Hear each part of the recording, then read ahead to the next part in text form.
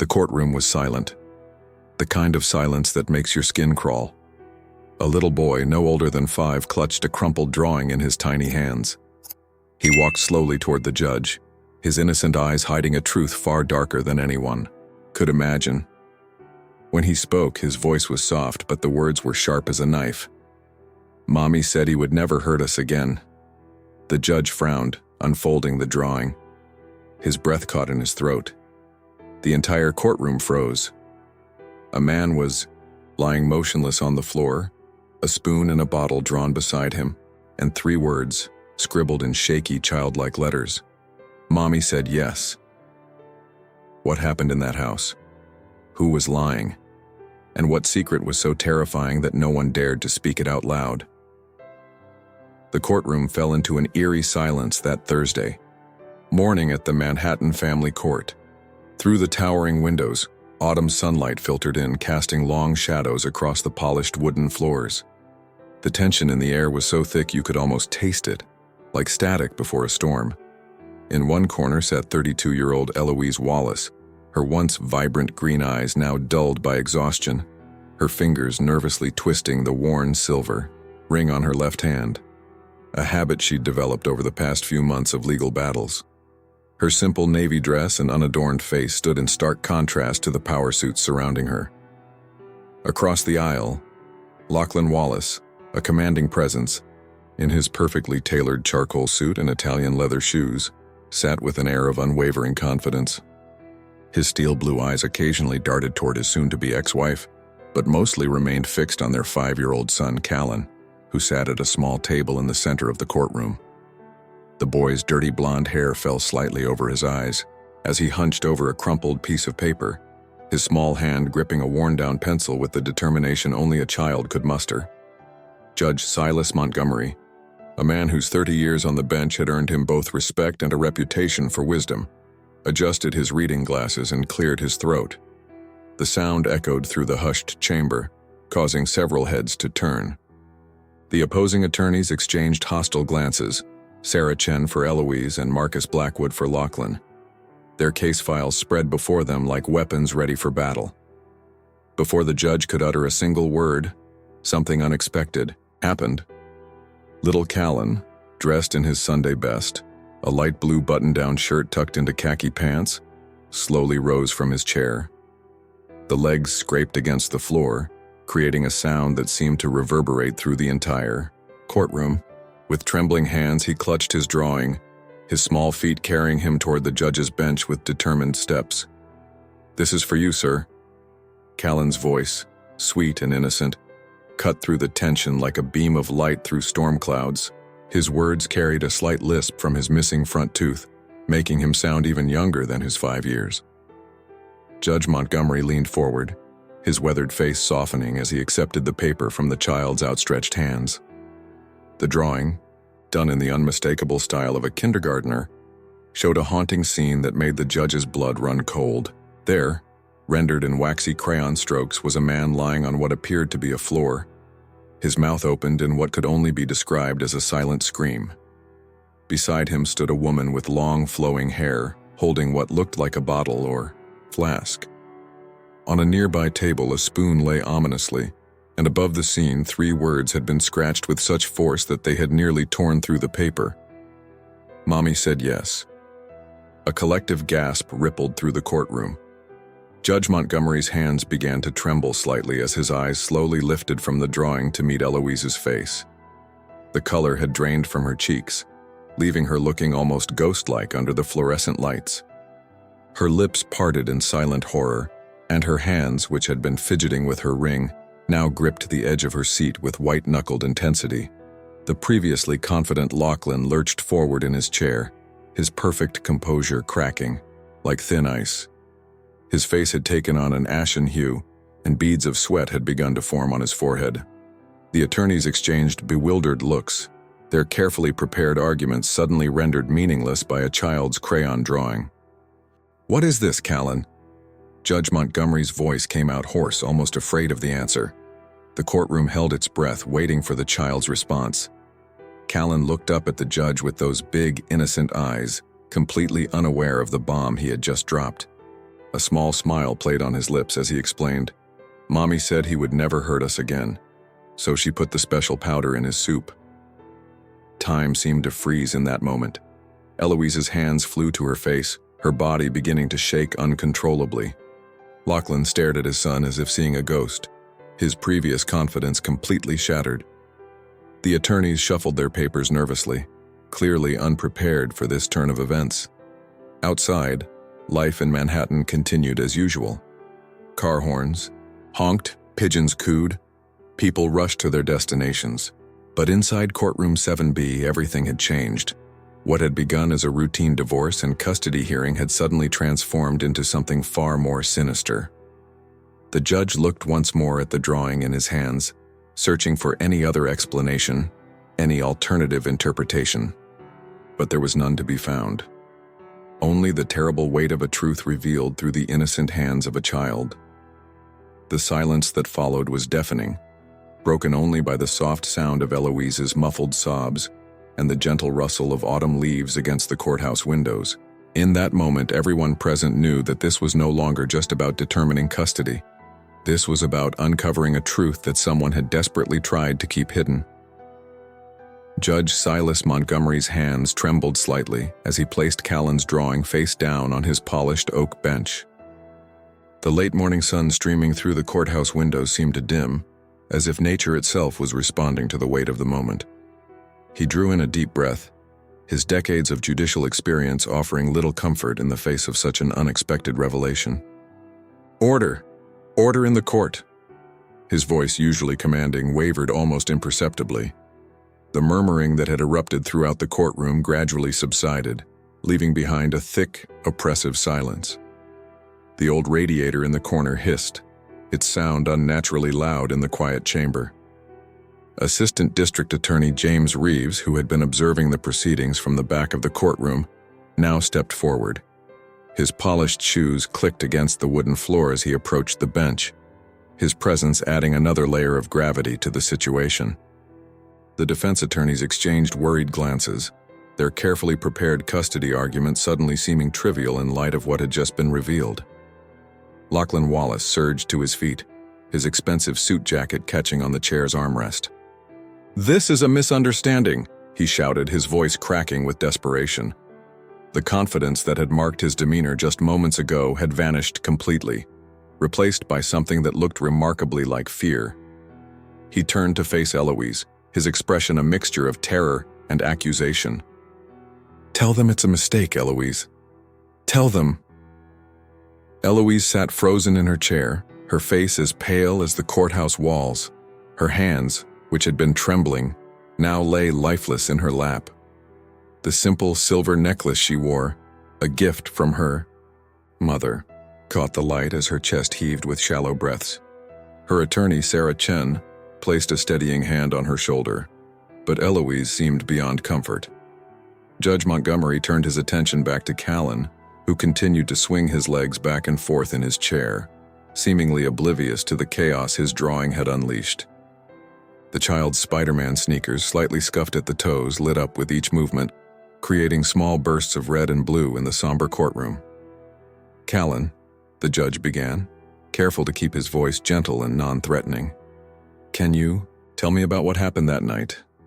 He glanced briefly at the court reporter whose fingers hovered nervously over her stenotype machine. The boy's face scrunched up in concentration, his small fingers playing with a loose thread on his khaki pants. "Mommy was crying in the kitchen," he began, his voice clear and innocent. "She said Daddy was bad. She said he hurt people, and that he was going to hurt us too." He paused, looking up at the judge with those pure, trusting eyes. "Then she put the powder in. She told me it was our secret." A sharp intake of breath could be heard from Eloise's direction. Lachlan gripped the edge of the defense table so hard his knuckles turned white, the veins in his neck standing out prominently against his collar. But there was something off about his reaction, something that didn't quite match the indignation in his voice. The judge had seen enough guilty men in his courtroom to recognize when someone was hiding something. Judge Montgomery studied Lachlan's face carefully. There was guilt there, yes, but it seemed different from what one might expect from a man wrongly accused.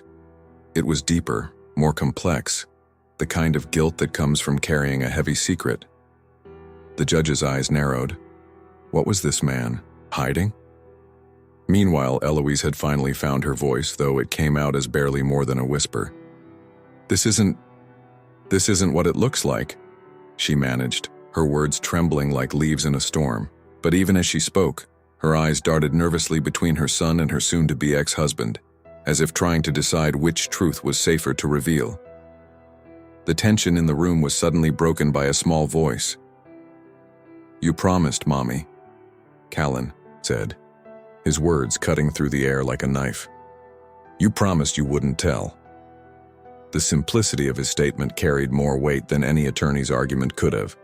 Assistant District Attorney Reeves cleared his throat. "Your Honor, given the nature of these revelations, I believe we need to suspend these proceedings immediately." His words hung in the air, heavy with implication. "We may be looking at a criminal investigation." The judge nodded slowly, his eyes never leaving Callan. The boy had returned to swinging his legs, humming softly to himself, a snippet of some children's song about superheroes.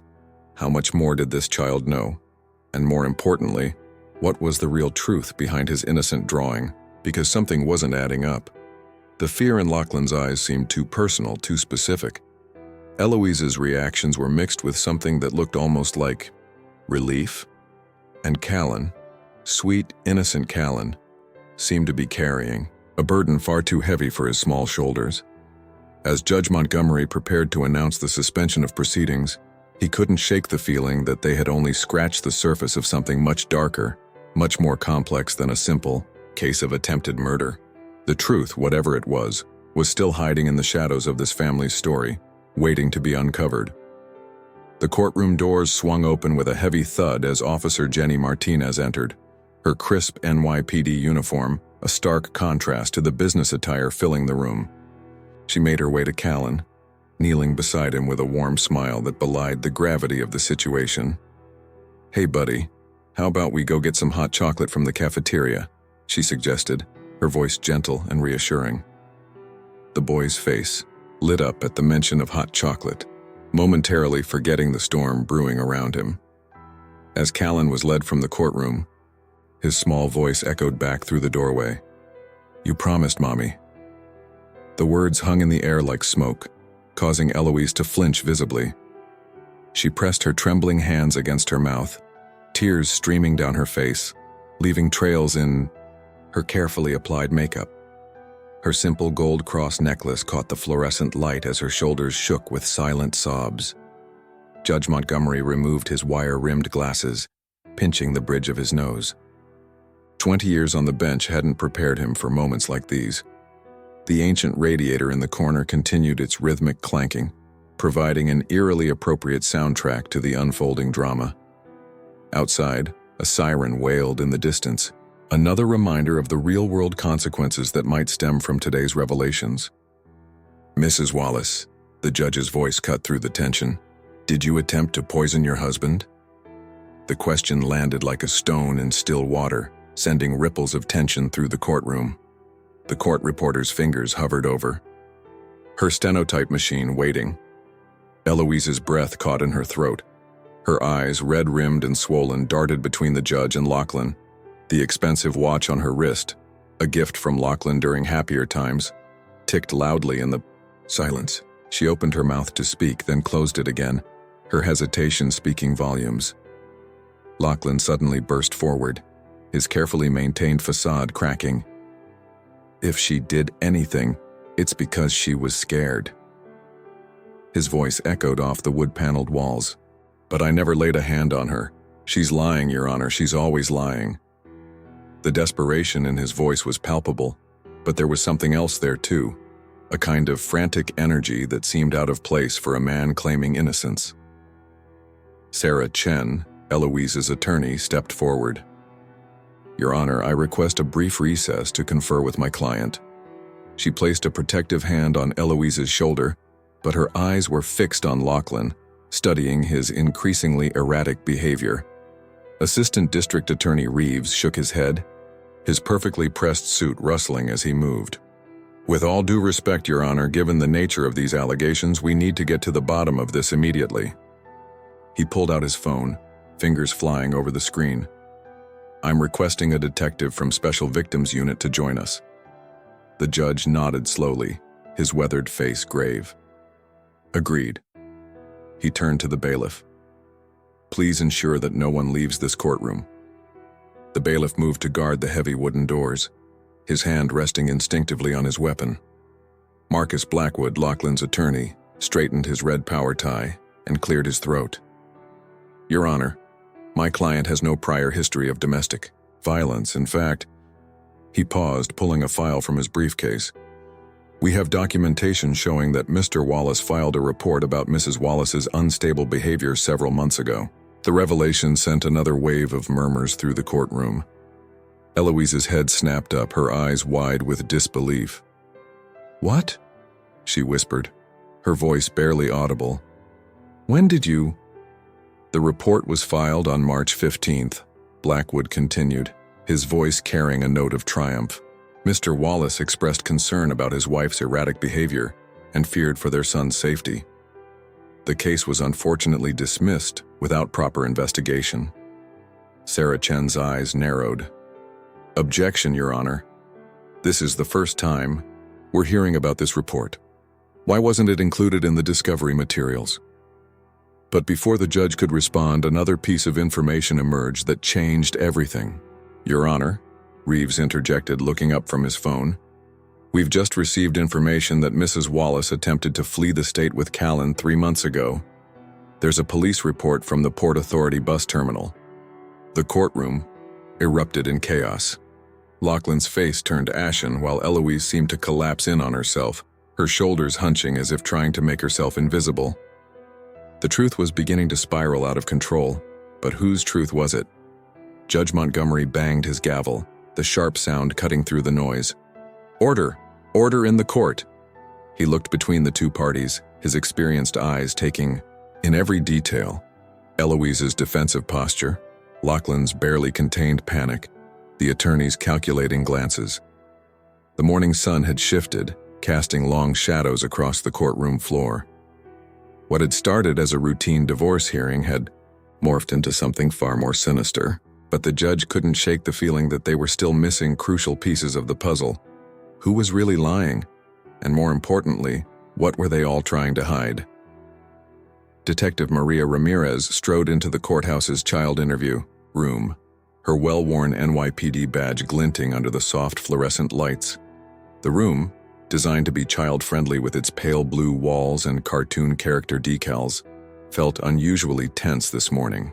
In one corner, Dr. Rebecca Thompson, a child psychologist with 20 years of experience, sat beside Callan, who was focused intently on his second cup of hot chocolate, marshmallows bobbing gently in the warm liquid.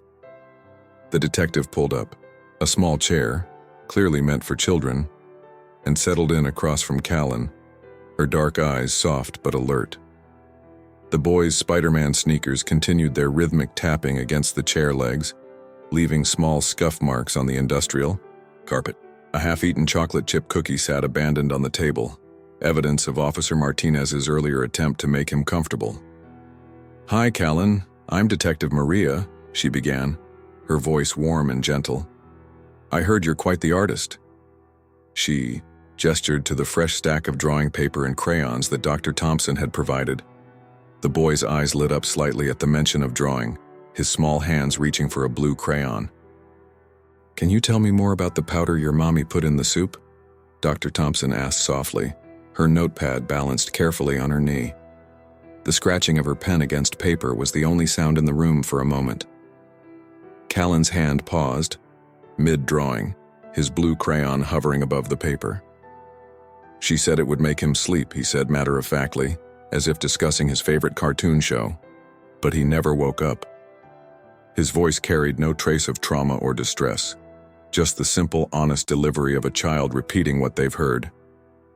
Detective Ramirez leaned forward slightly, her silver necklace, a gift from her own son, catching the light. Did you see your mommy put the powder in the soup, Callan? The question hung in the air, heavy with implications. The boy shook his head, his dirty blonde hair falling into his eyes. "No, but I heard her say it. She was crying in the bathroom. She always cried when Daddy was mean." He returned to his drawing, now adding splashes of red to the blue background. Meanwhile, in the main courtroom, the investigation was taking a different turn. Judge Montgomery watched as forensics expert Dr. James Chen, no relation to Sarah Chen, presented his preliminary findings. The expert's crisp white lab coat seemed out of place among the sea of suits and formal wear. "Your Honor," Dr. Chen began, adjusting his wire-rimmed glasses, "we've completed the initial toxicology report on Mr. Wallace's body." The whole courtroom seemed to hold its breath. Eloise gripped the edge of her chair so hard her knuckles turned white, while Lachlan's attorney shifted nervously in his expensive leather shoes. There were no traces of poison or any toxic substances in Mr. Wallace's system. Dr. Chen continued, his voice steady and clinical. "The cause of death appears to be a massive cardiac arrest." The revelation hit the courtroom like a thunderbolt. Lachlan's face drained of color, while Eloise's expression shifted from fear to confusion. Sarah Chen quickly scribbled notes on her legal pad, her Mont Blanc pen moving furiously across the yellow paper. Back in the interview room, Callan had finished his drawing. He held it up proudly for Detective Ramirez and Dr. Thompson to see. It showed a woman with long hair crying, while a dark figure loomed in a doorway. The detail that caught everyone's attention was the small bottle drawn in the woman's hand, colored in angry red crayon strokes. "Callan," Dr. Thompson asked gently, "who told you about the powder in the soup?" Her trained eyes noticed how the boy's shoulders tensed slightly at the question. "I heard Mommy talking," he replied, but his voice wavered slightly, the first sign of uncertainty they'd seen from him. "She said she wanted Daddy to go away forever." Detective Ramirez exchanged a meaningful look with Dr. Thompson. Something wasn't adding up. If there was no poison, why did Callan believe so firmly in this story?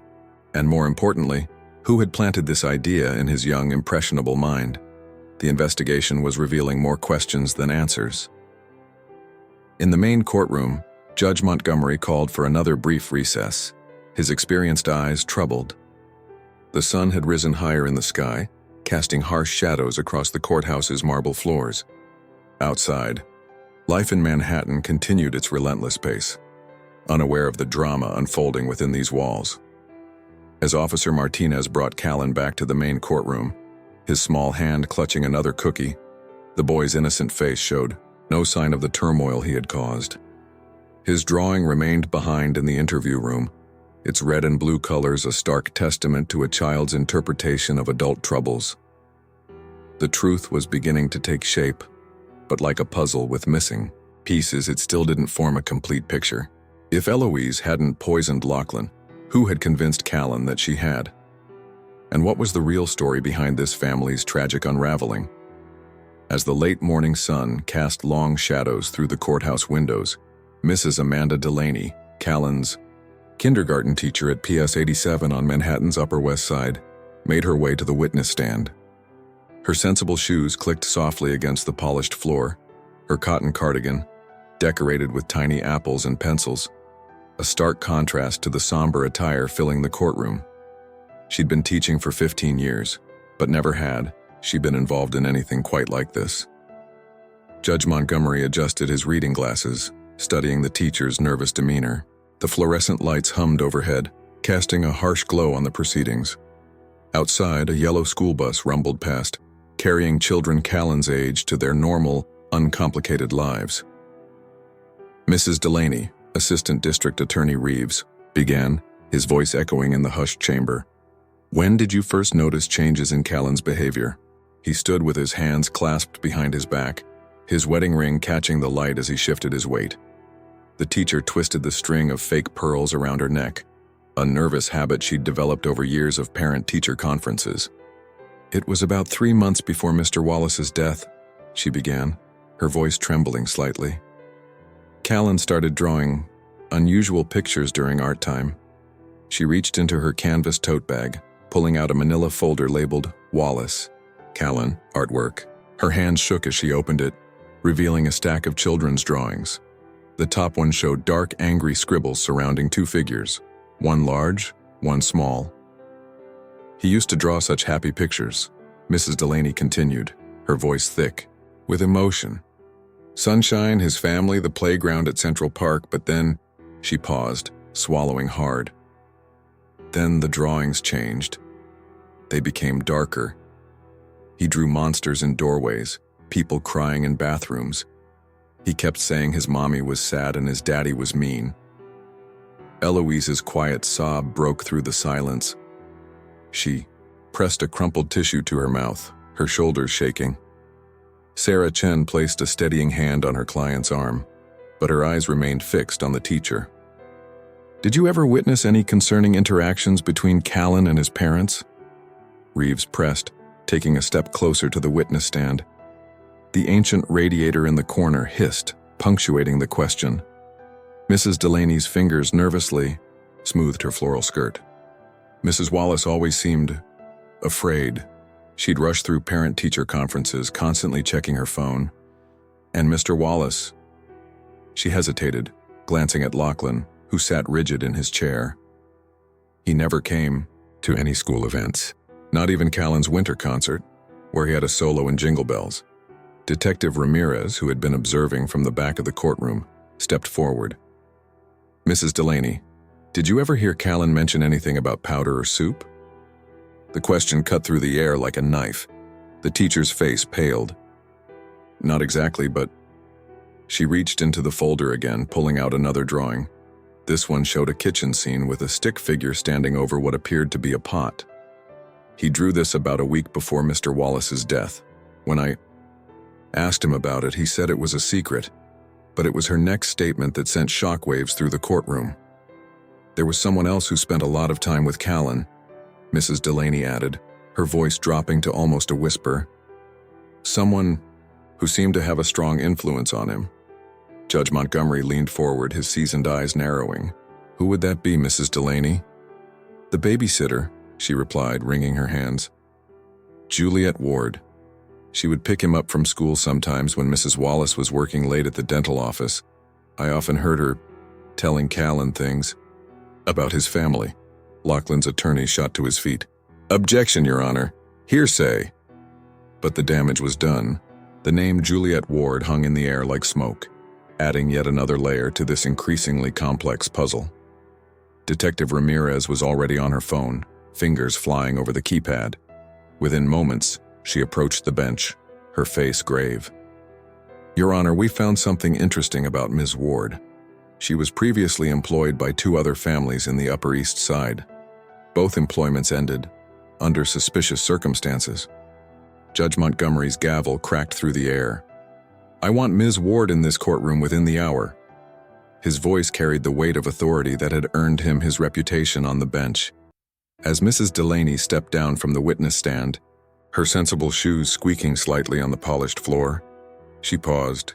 "There's one more thing," she said, her voice barely audible. "The day before Mr. Wallace died, Callan told me something. He said, 'The bad man will be gone soon.' When I asked him who told him that, he just smiled and said, 'It's a secret between me and Julie.'" The revelation sent ripples through the courtroom. Eloise's face crumpled in confusion, while Lachlan's confident facade cracked further, revealing something that looked remarkably like fear. The truth was beginning to emerge, but it wasn't the truth anyone had expected. Outside, the October wind rattled the courthouse windows, sending golden leaves dancing across the glass.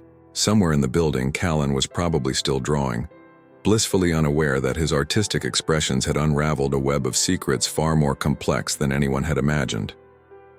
Juliet Ward entered the courtroom at precisely 2:47 p.m., her Louboutin heels clicking rhythmically against the marble floor.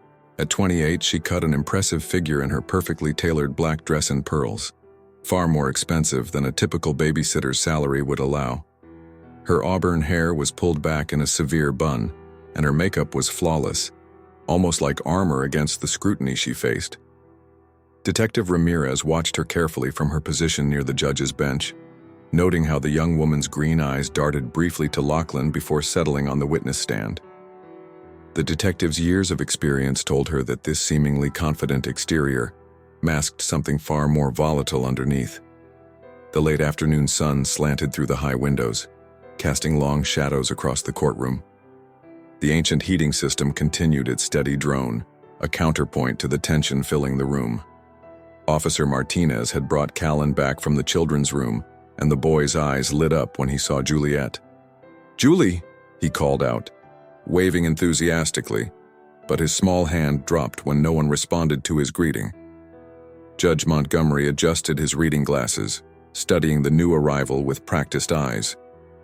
"Ms. Ward, please raise your right hand," he instructed, his voice carrying the weight of 2 decades on the bench. The court clerk stepped forward with a worn Bible, its leather cover smooth from countless oaths. As Juliet was sworn in, Chen leaned over to whisper something to Eloise, whose face had gone pale at the sight of the babysitter. Lachlan, meanwhile, seemed to shrink in his chair, his earlier bravado completely evaporated. "Ms. Ward," Assistant District Attorney Reeves began, pacing slowly before the witness stand. "How long have you been employed by the Wallace family?" Juliet's perfectly manicured fingers smoothed an invisible wrinkle from her dress. 14 months, she replied, her voice clear and controlled. "I was hired to watch Callan when Mrs. Wallace started working longer hours at the dental office." "And your duties included picking him up from school?" Reeves continued, glancing at his notes. "Yes, 3 days a week. Sometimes more if Mr. Wallace had business dinners." Something in the way she said business dinners caught Detective Ramirez's attention. There was a slight edge to her voice, barely perceptible but definitely there. The questioning continued, each answer seeming to add another layer to the mystery. Yes, she had noticed tension in the household. Yes, Mrs. Wallace often seemed upset. Yes, Mr. Wallace could be intimidating. But it was when Reeves brought up Callan's drawings that the first crack appeared in Juliet's composed facade. "Did you ever discuss Mr. Wallace's death with Callan?" Reeves asked, holding up one of the boy's drawings, the one with the figure by the pot. Juliet's hand flew to her throat, fingers clutching at her pearl necklace. I only wanted to protect him," she whispered, her voice suddenly fragile. "You don't understand what was happening in that house." The courtroom fell silent. Even the traffic noise from outside seemed to fade away. Judge Montgomery leaned forward, his weathered face grave. "What exactly was happening, Ms. Ward?" For a moment, she said nothing. Her eyes darted between Lachlan and Eloise, then to Callan, who was watching her with complete trust. Finally, something seemed to break inside her. He was hurting them, she burst out, tears threatening to ruin her perfect makeup. Not physically, maybe, but in every other way. The control, the manipulation, the fear. She turned to look directly at Lachlan, whose face had gone ashen. "I saw everything. The way you monitored her phone, the way you controlled every penny, the way you made her think she was crazy." Lachlan's attorney jumped to his feet. "Objection, Your Honor, this is speculation and hearsay." But Juliet wasn't finished. "I had to do something. I couldn't just watch it happen again." The words echoed through the courtroom before she seemed to realize what she'd said. Detective Ramirez stepped forward. "Again, Ms. Ward? Like what happened with the Hendersons or the Patels?" She pulled out a file. "Both families fired you for inappropriate involvement in family matters. Both times you accused the husband of emotional abuse. Both times you tried to convince the wife to leave." The color drained from Juliet's face. Her perfectly maintained composure crumbled completely. "You don't understand," she whispered, her voice breaking. "My mother, she never escaped. She died thinking she deserved it all. I couldn't let it happen to another family."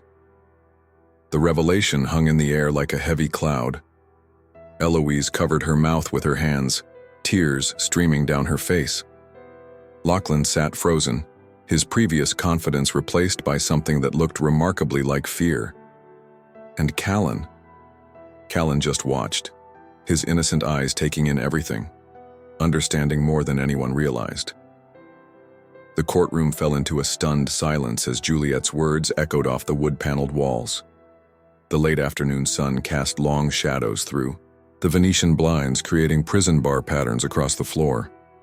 Detective Ramirez stepped closer to the witness stand, her experienced eyes studying every micro-expression on Juliet's face. "Ms. Ward," she began, her voice firm but gentle, "we need you to tell us exactly what happened." The detective's silver badge caught the light as she moved, a reminder of the gravity of this moment. "Start from the beginning." Juliet's perfectly manicured hands trembled as she smoothed her black dress. The expensive fabric seemed to mock her now, a costume she'd worn to play a part. Her green eyes, rimmed with smeared mascara, darted to Callan, who sat quietly drawing with Officer Martinez. "I was 12 when my father killed my mother," she began, her voice barely above a whisper. The words hung in the air like smoke. "He never hit her, never left a mark. But he destroyed her, piece by piece until..." She paused, swallowing hard. "Until she took all her pills one night. He made everyone believe she was unstable, that she did it because she was crazy. But I knew the truth." Sarah Chen, Eloise's attorney, leaned forward, her pen poised above her legal pad. The fluorescent lights hummed overhead, a monotonous backdrop to this unfolding tragedy.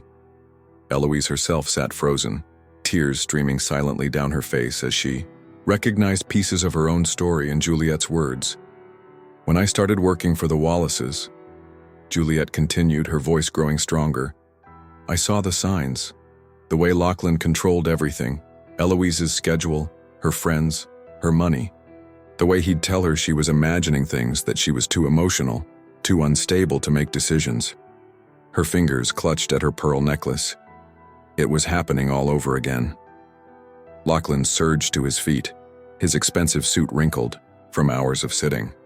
"This is ridiculous. She's clearly disturbed." But Detective Ramirez noticed how his hand shook as he pointed at Juliet, how beads of sweat had formed on his forehead despite the room's chill. Judge Montgomery's gavel cracked through the air. "Mr. Wallace, sit down or you'll be held in contempt." The sound echoed off the high ceiling, making Callan jump in his seat. The boy's crayon slipped, leaving a jagged red line across his drawing. "I had to protect them," Juliet's voice cracked. "I started telling Callan stories about brave children who saved their mothers from monsters. I helped Eloise see what was happening to her.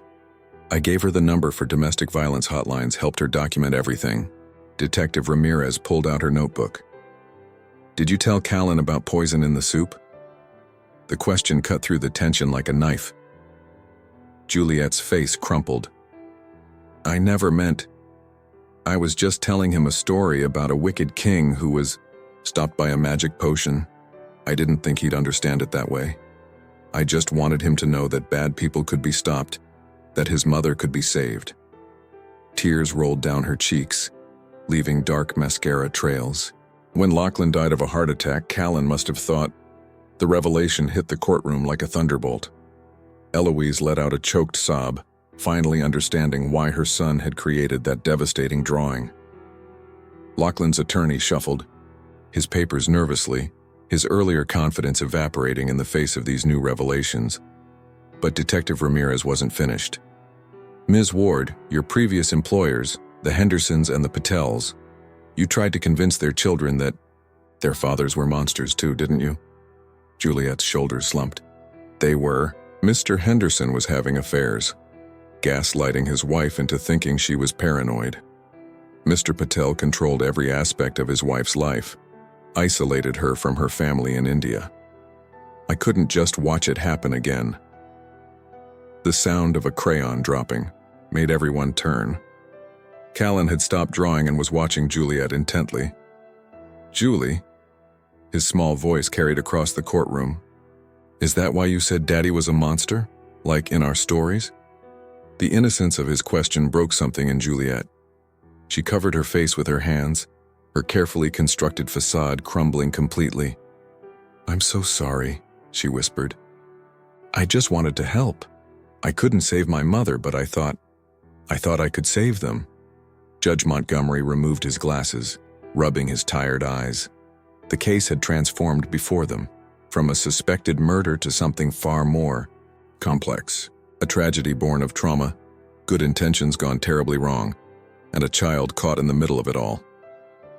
Outside, the October wind rattled the courthouse windows, sending dead leaves skittering across the glass.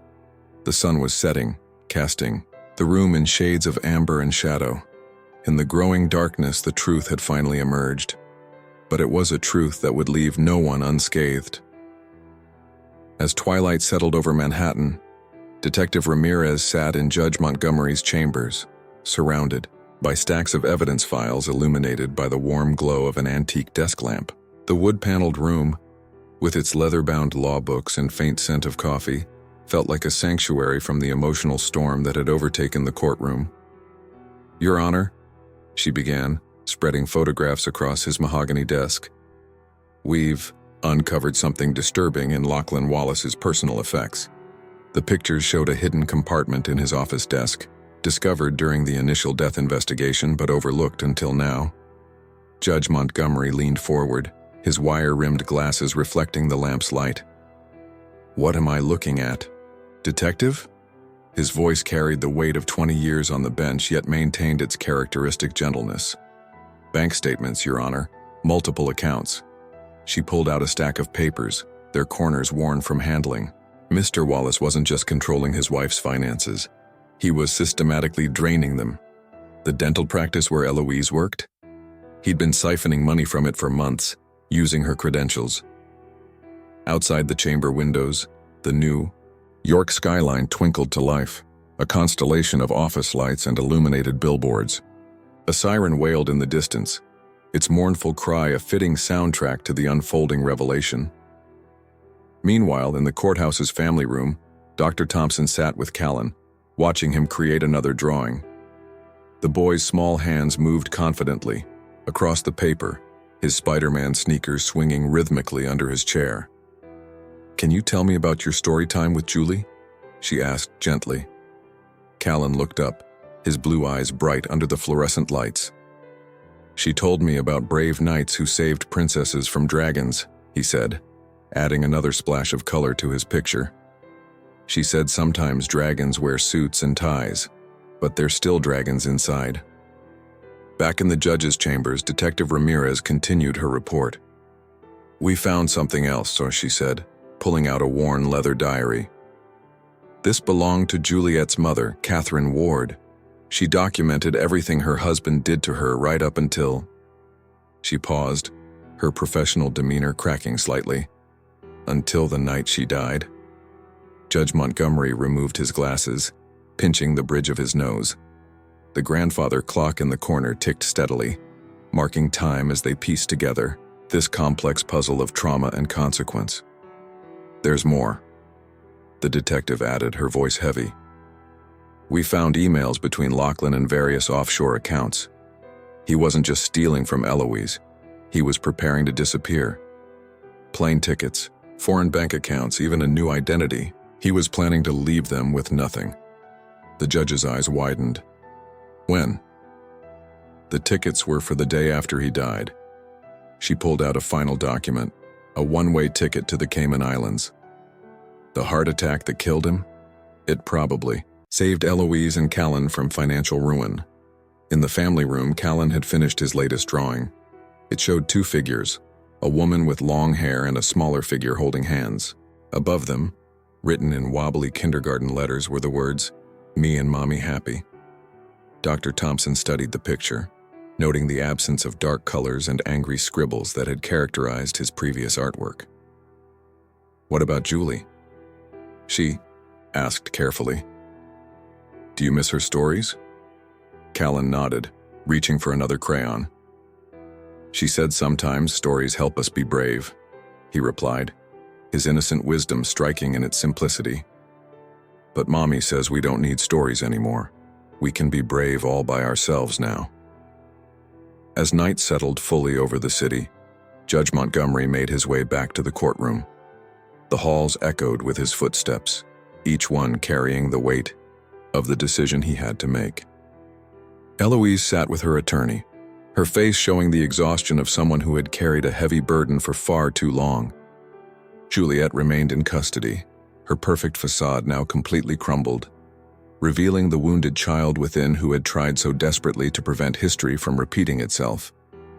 The truth had emerged like a photograph developing in darkroom. Chemicals, slowly at first, then all at once. What had seemed like a simple case of attempted murder had revealed itself to be something far more complex. A tapestry of trauma, protection, and unintended consequences. Outside, the city continued, its endless rhythm.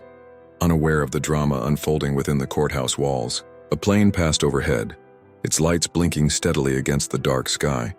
Perhaps the very flight Lachlan had planned to take, now carrying different passengers to different destinies. The courtroom buzzed with tension as Judge Montgomery returned to his bench, his black robe sweeping behind him like wings in the dim evening light. The ancient radiator had finally fallen silent, as if holding its breath for what was to come. Through the tall windows, the lights of Manhattan created a glittering backdrop to this final act of their drama. "Ms. Ward," the judge's voice carried, across the hushed chamber, "please approach the bench."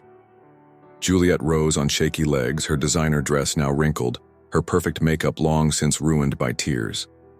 The click of her Louboutin heels echoed off the wood-paneled walls as she made her way forward.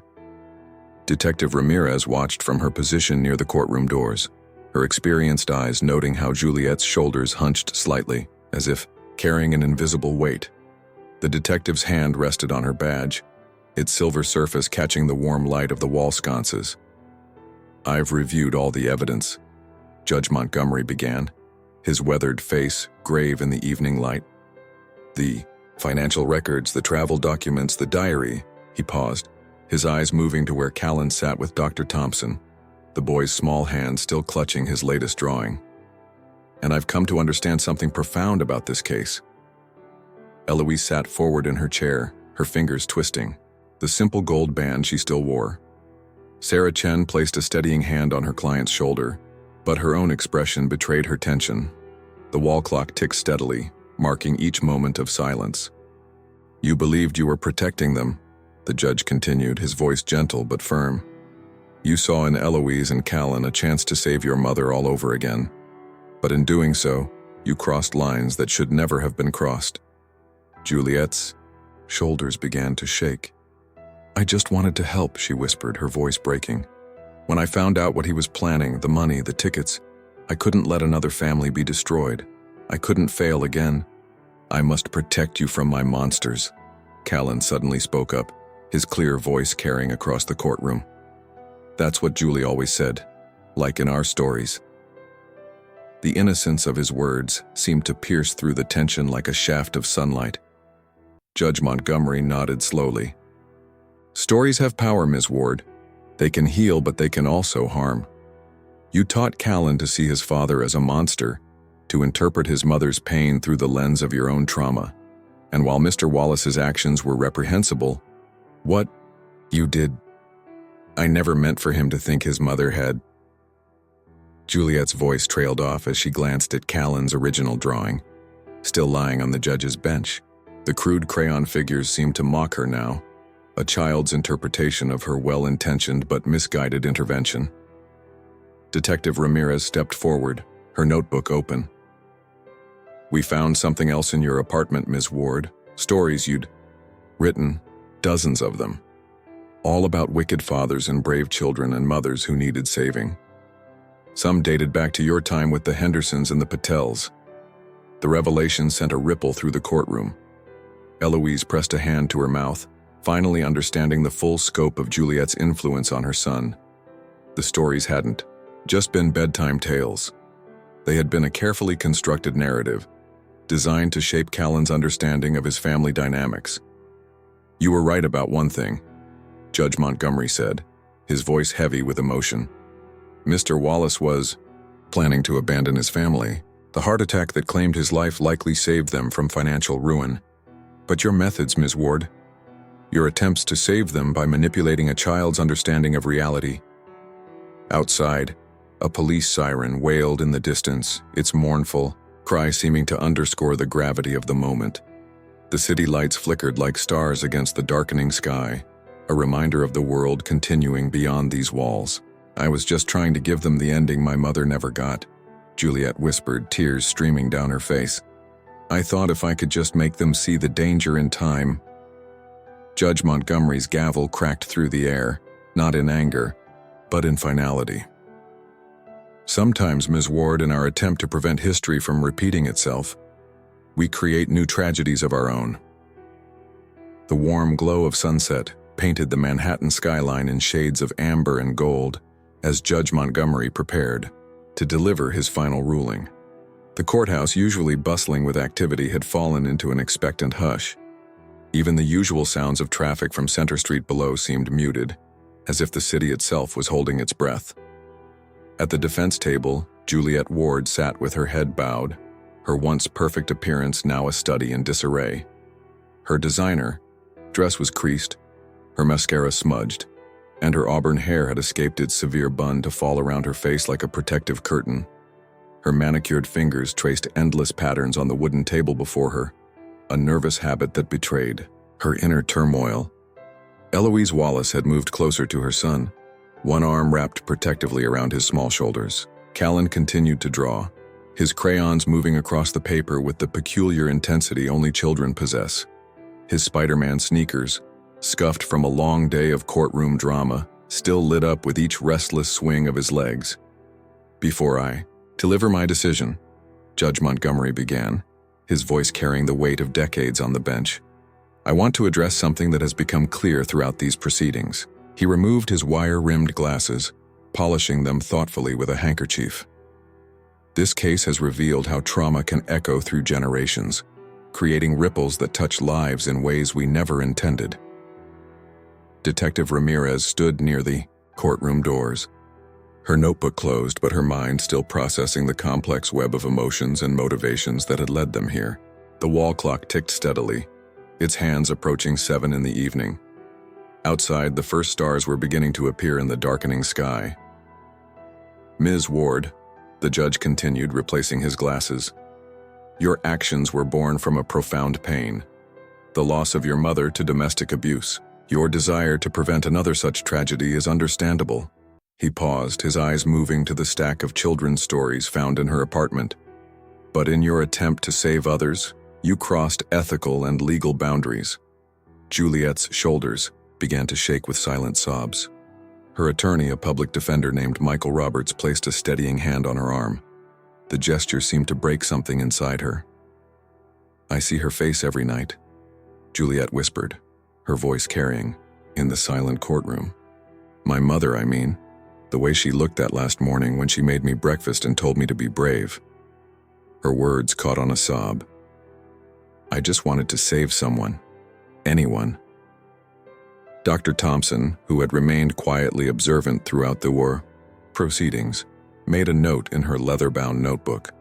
The child psychologist's expertise would be crucial in helping Callan process these events in the months to come.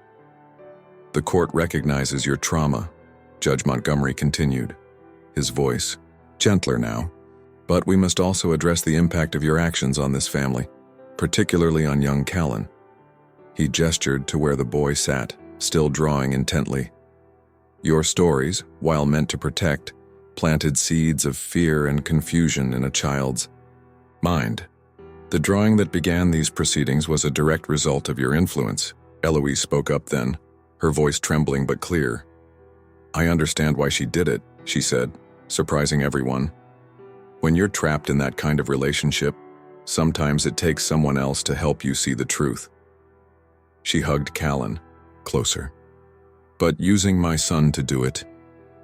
"The court must balance justice with compassion," the judge declared, straightening in his chair. "Ms. Ward, while your intentions may have been protective, your methods caused significant emotional harm. However, your actions also inadvertently exposed Mr. Wallace's financial crimes, potentially saving this family from ruin."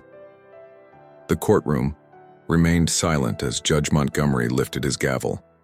The moment hung suspended, like a drop of water before it falls. Through the tall windows, the lights of the city twinkled against the darkening sky, a reminder of all the other stories playing out beyond these walls. "Julie," Callan's voice suddenly broke through the tension. He held up his latest drawing, a picture of a woman with long hair surrounded by hearts. "I made this for you, so you won't be sad anymore." The simple gesture of kindness from the very child she had inadvertently manipulated seemed to break something in Juliet. She covered her face with her hands, her shoulders shaking with silent sobs.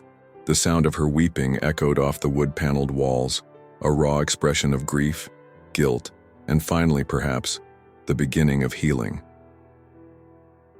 As night settled fully over Manhattan, Judge Montgomery's gavel struck with a finality that seemed to echo through the bones of the old courthouse.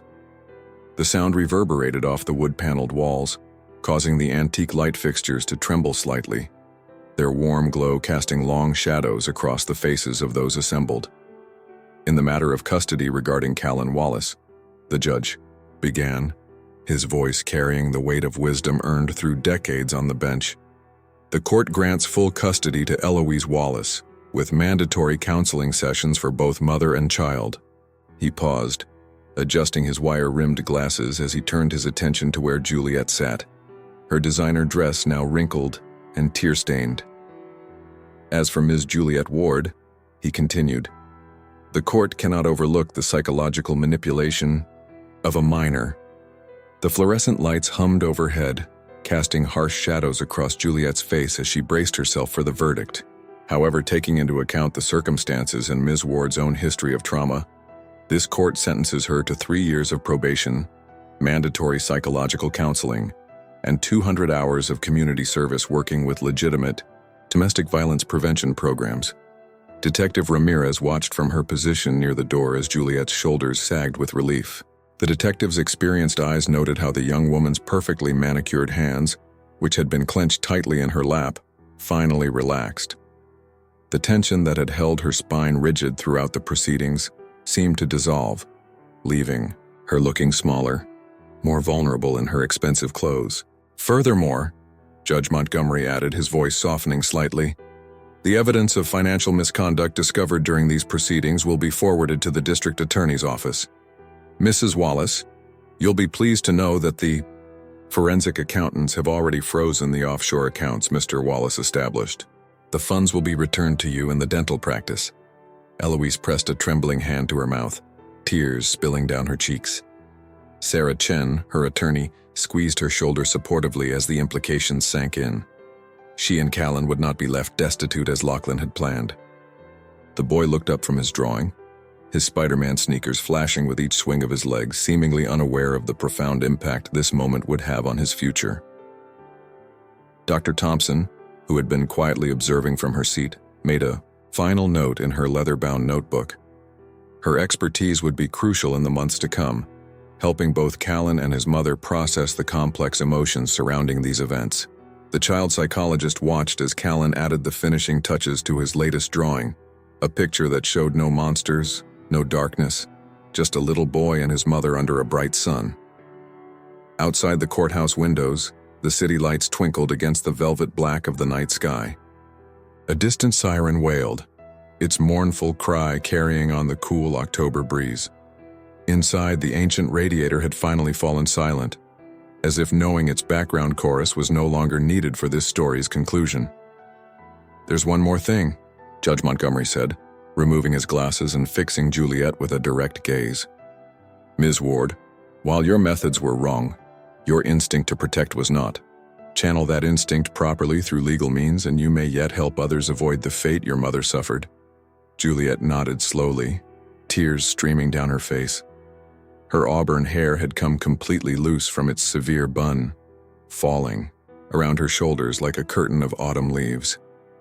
I never meant to cause harm, she whispered, her voice carrying in the hushed courtroom. I just wanted to write a different ending. Sometimes, the judge replied gently, the most powerful stories are the ones we live, not the ones we create. He turned to where Callan sat with his mother. Young man, you've shown remarkable resilience through all of this. Your drawings helped uncover a truth that needed to be revealed, even if not in the way everyone initially thought. Callan looked up from his artwork, his blue eyes bright with an understanding that seemed beyond his years. Can I give Julie one more picture before she goes? He asked, holding up his latest creation. The judge nodded and Officer Martinez gently escorted the boy forward. The drawing showed 3 figures, a woman with long hair, a smaller figure holding her hand, and a third figure wearing what looked like a judge's robes. Above them, written in wobbly kindergarten letters, were the words, "Sometimes heroes don't wear capes." The simple wisdom of a child's perspective brought fresh tears to Juliet's eyes. She accepted the drawing with trembling hands, careful not to smudge the still wet crayon marks. "Thank you, Callan," she whispered. "I think I finally understand the difference between saving someone and helping them save themselves." 6 months. Later, on a bright spring morning, Eloise Wallace stood in the doorway of her son's new classroom at PS 87. The April sunshine streamed through the large windows, catching the gold of her freshly styled hair, a small but significant change that seemed to reflect her internal transformation. Her simple blue dress and pearl earrings spoke of a quiet confidence that had been absent during the courthouse drama of the previous fall. Inside the cheerful classroom, Callan sat at a small table surrounded by art supplies. His Spider-Man backpack, now well worn from a year of kindergarten adventures, hung on a hook nearby. The walls were covered with children's artwork, each piece a window into its creator's world. But it was Callan's latest drawing, prominently displayed on the Artist of the Week board, that caught everyone's attention. Dr. Thompson stood beside Eloise, her professional demeanor softened by a gentle smile. "He's made remarkable progress," she said, gesturing to the bright, hopeful colors of Callan's artwork. Gone were the dark scribbles and haunting figures that had once characterized his drawings. Instead, the paper showed a vibrant scene of a park, with children playing and parents watching from nearby benches. The son in the corner wore a broad smile. Mrs. Delaney, who had remained Callan's teacher through it all, approached with a stack of papers in her arms. Her floral cardigan and warm smile were as comforting as ever, but there was a new awareness in her eyes, a lesson learned about the power of observation and the importance of speaking up. "He's become quite the storyteller," Mrs. Delaney shared, her voice filled with pride. "But now his stories are about everyday heroes, crossing guards who keep kids safe, librarians who find the perfect book, mothers who fix scraped knees." She paused, choosing her words carefully. "He's learning that real heroes don't need magic or special powers." Through the classroom windows, the bustling life of the Upper West Side continued its daily rhythm. Yellow school buses rolled past, carrying children to their own stories. The cherry trees lining the street had burst into bloom, their pink petals dancing on the spring breeze. Nature's reminder that new beginnings were always possible. Detective Ramirez, who had stopped by to check on the family, stood near the door in her off-duty clothes. Her badge was tucked away, but her protective instincts remained evident in the way she surveyed the room. "Have you heard from Juliet?" she asked quietly. Eloise nodded, pulling out her phone to show a recent email. "She's doing well in her counseling. She started working with a legitimate domestic violence prevention program, helping them develop age-appropriate ways to teach children about healthy relationships." Her voice carried no bitterness, only a complex understanding of how pain could drive someone to misguided actions. "Mommy, look!" Callan's voice rang out across the classroom. He held up his latest creation, a drawing of what appeared to be a courtroom, but transformed into something magical. The judge's bench was decorated with rainbow stars, and all the figures wore warm smiles. Even the bailiff had a heart floating above his head. "It's for Judge Montgomery," Callan explained as his mother knelt beside him. "For his birthday. Do you think he'll like it?" His blue eyes sparkled with the pure hope that only children can maintain after experiencing life's darker moments. Eloise wrapped her arms around her son, breathing in the scent of crayons and childhood that surrounded him. "I think he'll love it, sweetheart," she whispered, her voice thick with emotion. "You know what he told us about pictures?" Callan nodded solemnly. "That they tell the truth in our hearts, even when we don't know how to say it with words." He returned to his drawing, adding more stars to the judge's bench. "And that sometimes the truth needs a little time to come out right." Dr. Thompson made a final note in her ever-present notebook, a smile playing at her lips. In her years of practice, she had seen many children emerge from trauma, but Callan's journey had taught her something new about resilience and the healing power of art. As the morning sun climbed higher in the spring sky, Its light caught the silver frames of the classroom windows, creating patterns on the floor that looked almost like pages of an open book. Outside, Manhattan continued its eternal dance of traffic and humanity, each person carrying their own story. But inside this bright classroom, a new chapter was being written in colors of hope and healing. Callan's drawings, once a cry for help, had become a celebration of life's simple heroes, crossing guards and teachers, mothers and judges, and all those who help write better endings to difficult stories.